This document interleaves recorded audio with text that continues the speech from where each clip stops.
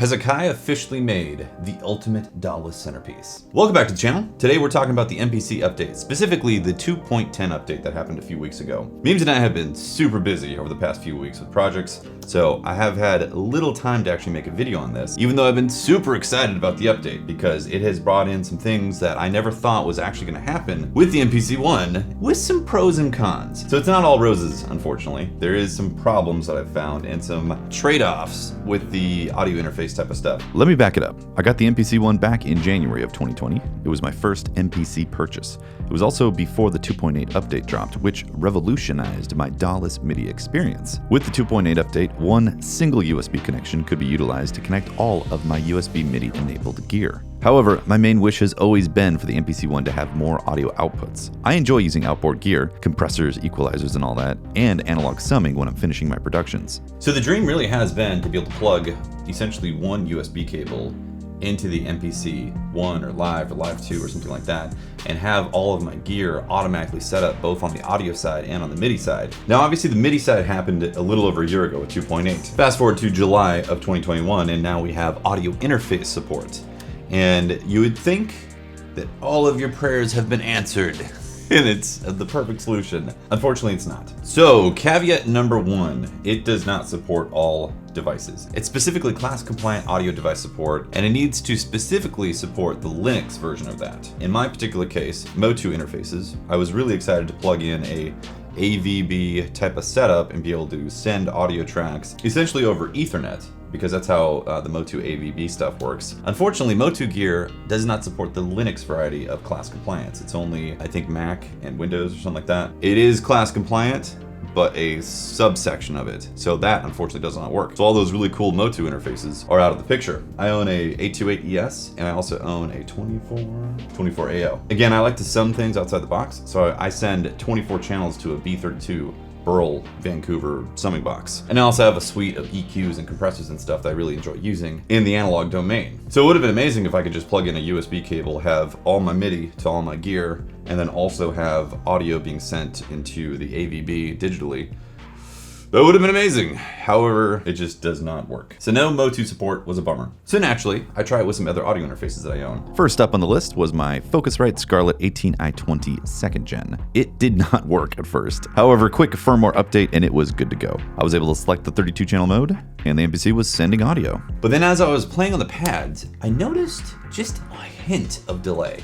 And nothing massive, a tiny bit of delay that I was noticing. I was like, is this introducing another layer of delay? Which would make sense since it is technically an audio driver that's being put on top of the environment that's already existing with the MPC. There's the MPC layer, and I'm sure that the audio stuff is low level built coded into it. So if you add a driver on top of that, you're gonna have some extra layer of delay that's being added to be able to send the audio through a new set of protocols and all that. That's exactly what happens on a computer. And there's a reason why they have like sample buffer size and then delay compensation, you know, like 256 sample buffer or 512. You know, those things are very typical for actual computer workstations, digital audio workstations. It's just a reality of the fact that drivers have to sit on top of a layer of software to communicate back and forth to make that stuff work. So naturally, the MPC would basically be doing the same thing, right?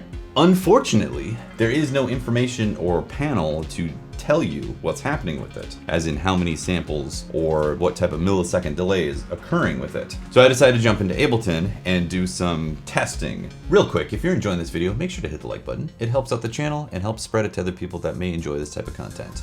So here's what I did. I connected the MPC One via LAN cable into my network and enabled Ableton Link to sync things up. I then recorded 5 takes of the MPC One native output into Ableton Live to measure the overall initial latency with my setup. This was about 1 millisecond of latency, which I'm pretty sure is Ableton Link's own variance on the network clock. I then took the Scarlett 18i20 and performed the same test, but with the MPC One sending audio through the Scarlett. On average, it appeared to be roughly 10 milliseconds of latency being introduced into the signal. Again, the only thing that changed was the Scarlett interface for the audio instead of the MPC One's own native outputs. Then, I took a Steinberg UR22 Mark II interface and performed the exact same test in Ableton. I did this because I was curious if it was a Focusrite driver issue causing latency. Slightly better results, roughly 8 milliseconds of latency being introduced. So it appears the manufacturer's driver support could possibly influence it a bit, but it is far from the sub 1 millisecond output of the native MPC One.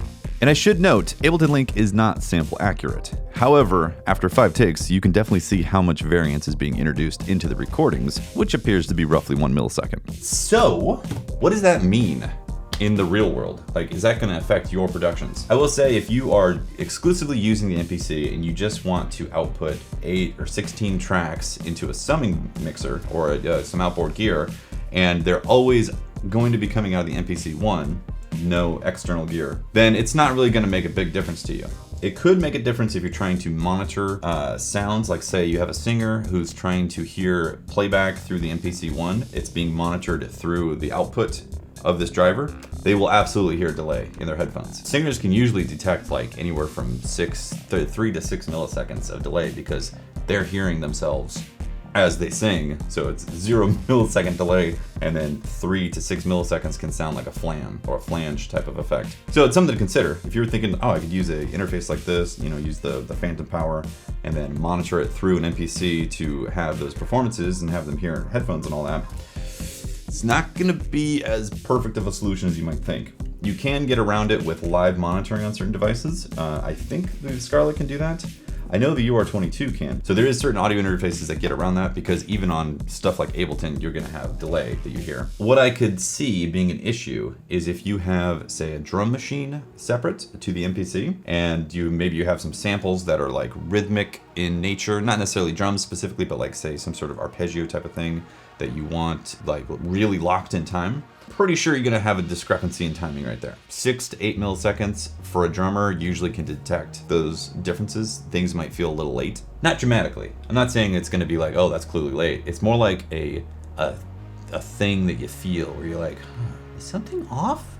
And you listen to it and you're like, no, it doesn't sound off. But then you're like, I think something's off because of the feel. So again, if you have a drum machine off to the side and you have some arpeggio that's super tight timed, it could affect that. So when I saw 2.10 come out, I thought, man, I think this could possibly be the solution where I just set up an audio interface permanently and all the gear is like plugged in a certain way and it's like good to go and I never have to change it. Unfortunately, I don't think that's gonna be the case for me. I think I'm gonna stick with my current setup where the MPC is essentially triggering a few samples, but the majority of my stuff is still being routed through a mixing board, which then has the ability to either send to a Motu interface or gets routed to my Burl summing mixer. That setup currently has been working really well for me, because also I do like to switch out pieces of gear a lot, and sometimes I like to use the Digitact or the Octatrack, and not because I think the MPC is not as good.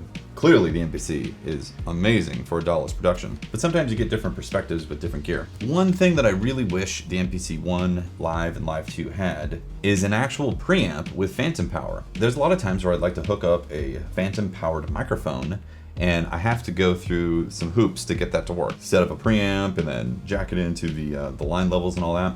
With the class compliance, I can now just bring a UR22 Mark II.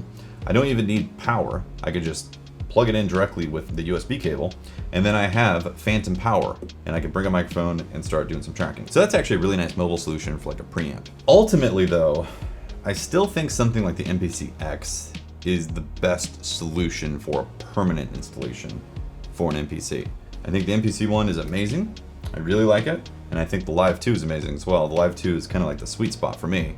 But if I did want to set up a permanent solution with an MPC installation, the X is still king in that sense. And I don't own the X, and I don't own the Akai Force, so I can't speak about the Akai Force. I know they've been doing updates, but it seems like the MPC-1, Live, Live 2, and X get the bulk of the updates. That's what it seems like. Outside of the audio interface support excitement, 2.10 added a ton of useful effects and synthesizers to the system. It honestly rounded out the platform from a production point of view. However, in an effort to keep this video under 20 minutes, I will not be deep diving into all the new goodies. We'll be saving that for future videos and jams.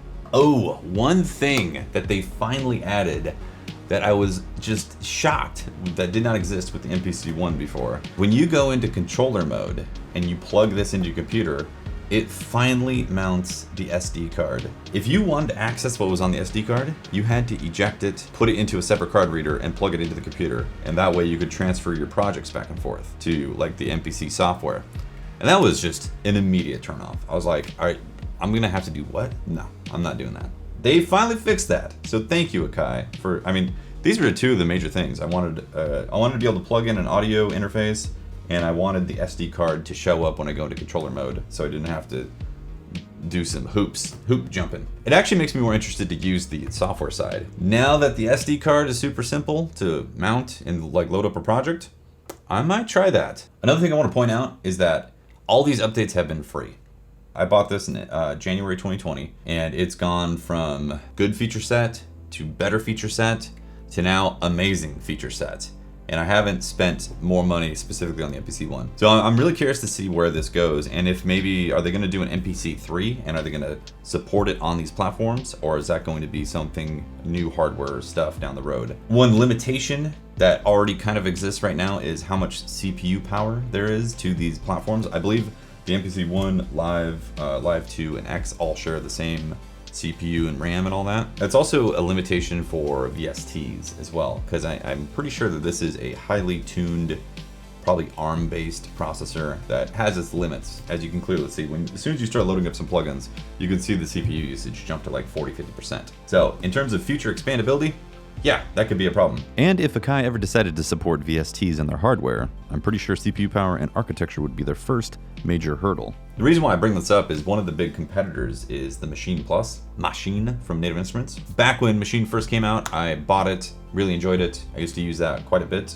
But that was literally Machine 1.0, and it's evolved considerably since then. So maybe in the future I might pick up the Machine standalone and give it a shot and see how it fits into the studio environment in my workflow productions. As it is right now, the MPC has been checking all the boxes. And with each update, I'm just more excited to use the MPC platform.